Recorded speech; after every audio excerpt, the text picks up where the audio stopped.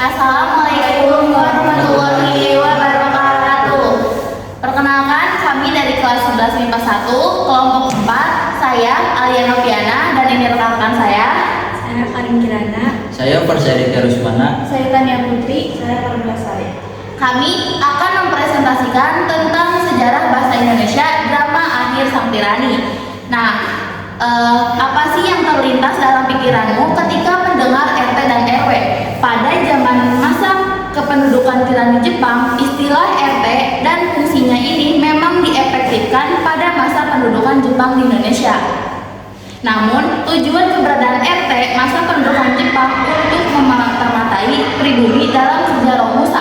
Nah, kerja Romusa itu merupakan kerja paksa yang diutus oleh Jepang, sehingga rakyat Indonesia kelaparan dan kesusahan karena Romusa tersebut.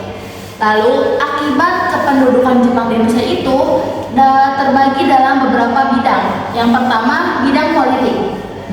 Pertama, dalam bidang politik, Jepang melakukan beberapa kebijakan politik, yaitu setiap upacara dilakukan penghormatan ke anak Tokyo dengan memupuk. Jepang juga membentuk pemerintahan militer Angkatan Darat dan Angkatan Laut. Selain itu, Jepang juga membuat organisasi-organisasi sebagai alat propaganda seperti Gerakan 3A dan Gerakan Putra. Kemudian, keadaan sosial budaya dan ekonomi penduduk Indonesia dalam masa tirani Jepang. Keadaan sosial budaya dan ekonomi. Untuk pembiayaan perang Pasifik, Jepang mengharapkan semua tenaga dari Indonesia. Mereka dikerahkan untuk menjadi benteng-benteng pertahanan. Mula-mula tenaga kerja dikerahkan dari Pulau Jawa daripada penduduknya. Kemudian kota-kota dibentuk barisan Romusa sebagai sarana propaganda. Kerja yang mulai disukarela lama-lama menjadi paksaan, yaitu Romusa. Diwajibkan untuk menyiapkan sejumlah tenaga Romusa. Panitia mengharapkan disebut Romukyokai yang di setiap daerah. Para pekerja Romusa itu diperlakukan dengan kasar, kejam. Mereka tidak dijamin kehidupannya, kesehatannya. Maka dari diperhatikannya banyak pekerja Romusa jatuh sakit dan meninggal.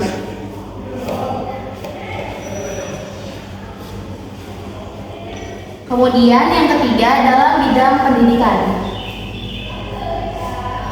Pada masa pendudukan Jepang, keadaan pendidikan di Indonesia semakin memburuk. Pendidikan tingkat dasar hanya ada satu, yaitu pendidikan 6 tahun. Hal itu sebagai politik Jepang untuk memudahkan pengawasan. Para pelajar wajib mempelajari bahasa Jepang dan adat istiadat Jepang. Tetapi pada masa itu ada keuntungan, karena bahasa Indonesia dijadikan bahasa pengantar.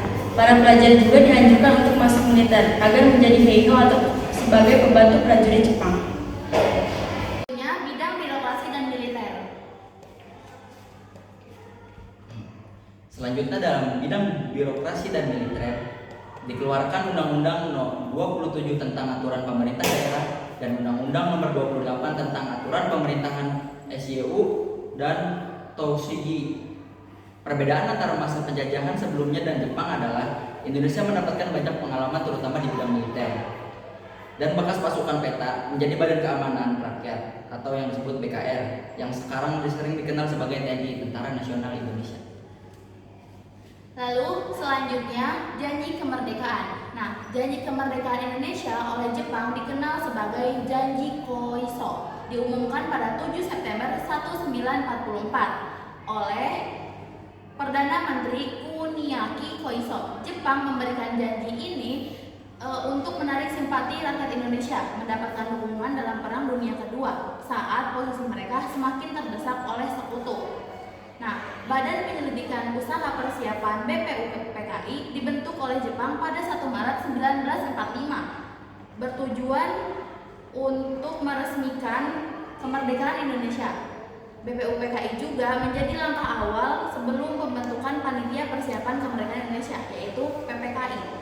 Nah, PPKI ini kemudian disahkan. Badan itu beranggotakan 21 orang dari berbagai perwakilan dari seluruh Indonesia. Sekian presentasi dari kelompok kami, kurang lebihnya mohon maaf. Wassalamualaikum warahmatullahi wabarakatuh.